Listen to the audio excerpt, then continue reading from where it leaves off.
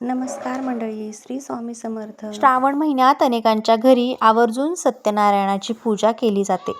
आता तुमच्याकडेही करत असतील तर तसं कमेंट करून नक्की सांगा. पण हाही प्रश्न उपस्थित होतो की श्रावण महिन्यात सत्यनारायण करण्यामागे नक्की कारण काय आहे? कारण तसं सोपंच आहे. चातुर्मास सुरू होतो आणि भगवान श्रीहरी विष्णू योग निद्रेमध्ये असतात. मग सत्यनारायण म्हणजे विष्णूंचीच पूजा. मग आपण सत्यनारायण का करतो हा प्रश्न तुम्हालाही पडला असेल ना. तर या सगळ्या प्रश्नांची उत्तरं आजच्या या व्हिडिओमध्ये मी देण्याचा प्रयत्न करणार आहे. तेव्हा व्हिडिओ शेवटपर्यंत नक्की बघा. मंडळी, 13 ऑगस्टपासून श्रावण महिना सुरू होतोय आणि तो असणार आहे 11 सप्टेंबरपर्यंत.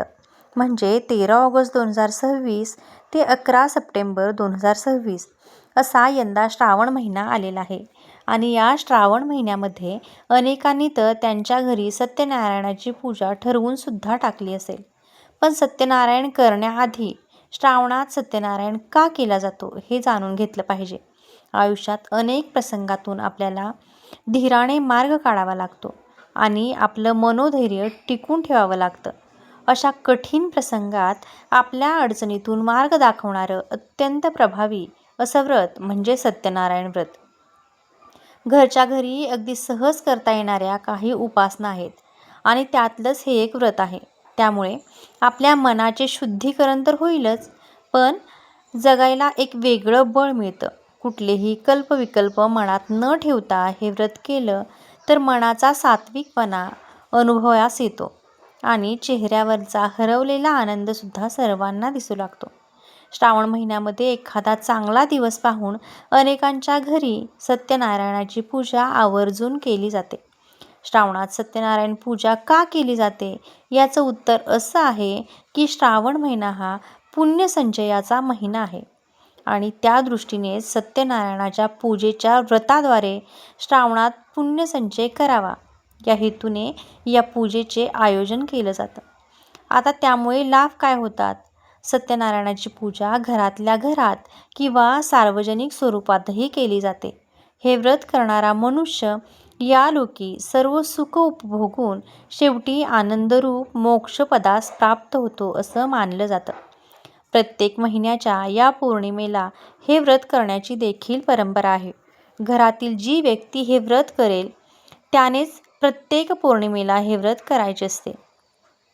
सत्यनारायणाची पूजा केल्याने फक्त मनोबलच वाढते असं नाही, तर त्यातील असामान्य आणि प्रचंड सामर्थ्य आपल्या जीवन प्रवास आनंददायी करते. फक्त त्यात समर्पणाची भावना हवी, साधेपणा हवा, अहंकाराचा लवलेशही नको, तरच पूजा फलद्रूप होईल. श्रावण महिन्यात सत्यनारायणाची पूजा केल्याने घरात सकारात्मकता पसरते. वर्षभर आपल्या आयुष्यात ज्या काही नकारात्मक घटना घडलेल्या असतात त्याचे पडसाद आपल्या मनावर कायम राहतात. पण सत्यनारायण पूजा केल्याने मनातील ती सगळी नकारात्मकता नष्ट होते आणि मन प्रसन्न होते आणि आपल्याला पुन्हा नव्याने आयुष्यात येणाऱ्या कठीण प्रसंगांची लढायला आपण सज्ज होतो. आता ही सत्यनारायण पूजा कशी करावी? घरात पूर्व आणि उत्तर दिशेस एक चौरंग किंवा पाट मांडावा. त्यावर एक वस्त्र अंथरावं, त्यावर मुठभर तांदूळ पसरावे आणि त्याच्या मधोमध पाण्याने भरलेला कलश ठेवावा. त्यात पैसे, फूल, सुपारी टाकावे. त्यावर एक ताम्हण ठेवावं आणि त्यात मुठभर तांदूळ किंवा गहू पसरावे. शक्यतो गहूच घ्या. त्यामध्ये तुम्हाला तुळशीपत्राचे आसन तयार करून त्यावर आपल्या देवघरातील श्रीकृष्णांची मूर्ती ठेवावी. आपल्याकडे छोटा बाळकृष्ण असेल तर तुम्ही बाळकृष्णाची मूर्तीही ठेवू शकता. श्रीकृष्णाला 108 किंवा 1008 या संख्येत तुळस अर्पण करावी. पूजेत मन एकाग्र करावं, त्यासाठी हा मोठा आकडा दिला आहे. तुळस अर्पण करून फुलं वाहावीत.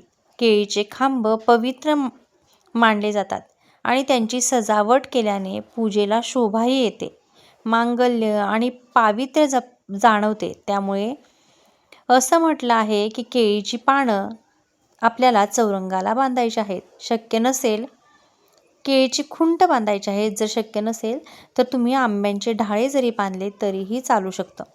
सत्यनारायणाचा प्रसाद जास्तीत जास्त लोकांना मिळावा म्हणून पूजा झाल्यानंतर लोकांना दर्शनासाठी बोलवावे आणि तीर्थप्रसाद द्यावा. त्याबरोबरच तुम्ही जे काही पेय केलं असेल किंवा जेवण केलं असेल, पुरणपोळीचा नैवेद्य केला असेल, जे तुम्हाला शक्य असेल तेही तुम्ही देऊ शकता. त्यावर जास्त खर्च होणार असेल तर ते करणंही टाळावं. तुमच्या इच्छेनुसार यथाशक्ती तुम्ही हा दानधर्म करू शकता. सत्यनारायणाच्या पूजेचा वेगळाच आनंद असतो, तो मात्र घ्यावा. श्रीकृष्णाच्या मूर्तीला मनोभावे नमस्कार करावा. त्याला गंध, अक्षदा, फुलं आणि तुळस अर्पण करावे. आपल्याकडून हे व्रत करून घ्यावं म्हणून देवांना विनंती करावी. धूप दीप ओवाळावे देवाला आणि अंतर्मनाने देवाला शरण जावे. सत्यनारायण व्रत पोथी मिळते. संपूर्ण चातुर्मासात सुद्धा ती असते. त्यातील सत्यनारायण कथेचं वाचन करावं. आरती करून शिऱ्याचा नैवेद्य दाखवावा. त्यात केळ अवश्य घालावं. त्या दिवशी घरात जो काही स्वयंपाक केला जातो त्याचा महानैवेद्यही दाखवावा आणि घरातील सर्वांनी तो ग्रहण करावा. तसंच शिऱ्याचा प्रसाद बाहेरच्यांना निदान 2-4 जणांच्या मुखी तरी घालावा, जेणेकरून प्रसाद वाटप केल्याचे पुण्य देखील मिळते. दुसऱ्या दिवशी सकाळी घरातील देवांची पूजा झाली की मूर्तीवर अक्षदा वाहून पुनरागमनायच असं 3 वेळा म्हणावं आणि श्रीकृष्णांची मूर्ती पुन्हा देवघरात ठेवावी आणि नमस्कार करावा. अनेक जणांकडे दर पौर्णिमेला हे व्रत केलं जातं. सत्यनारायणाची पूजा अनेक जणांकडे दर पौर्णिमेला केली जाते. पण ज्यांना वर्षभरात एकदाही सत्यनारायणाची पूजा करायला जमत नाही अशांनी कमीत कमी श्रावणात तरी सत्यनारायणाची पूजा अवश्य करावी आणि पुण्यपदरात पाडून घ्यावं. तुम्ही जर स्वामी केंद्रामध्ये जात असाल तर स्वामी केंद्रामध्ये आपल्याला सत्यनारायणाची पोथी अगदी छोटीशी ती मिळते, तर ती घेऊनही तुम्ही हे सत्यनारायण करू शकता. त्याच्यामध्ये सगळे नियम, अटी, सगळ्या गोष्टी अगदी सविस्तर दिलेल्या आहेत आणि जी लोक प्रत्येक पौर्णिमेला हे सत्यनारायणाचं व्रत करतात त्यांना त्याचे नियमही माहीत आहेत. तर तुम्ही त्याचा सेपरेट व्हिडिओ जर तुम्हाला हवा असेल तर कमेंट करून नक्की सांगा. मी केंद्रात सत्यनारायण कसं केलं जातं त्याचा संपूर्ण डिटेलमध्ये व्हिडिओ आपल्या यूट्यूब चॅनलवरती पोस्ट करेन. तर अशाच महत्त्वपूर्ण माहितीसाठी आपल्या चॅनेलला आजच सबस्क्राईब करा. याच्या व्हिडिओच्या निमित्तानं चॅनलवरती नवीन आला असाल तर व्हिडिओला एक लाईक करा आणि हाईप ही नक्की द्या. धन्यवाद.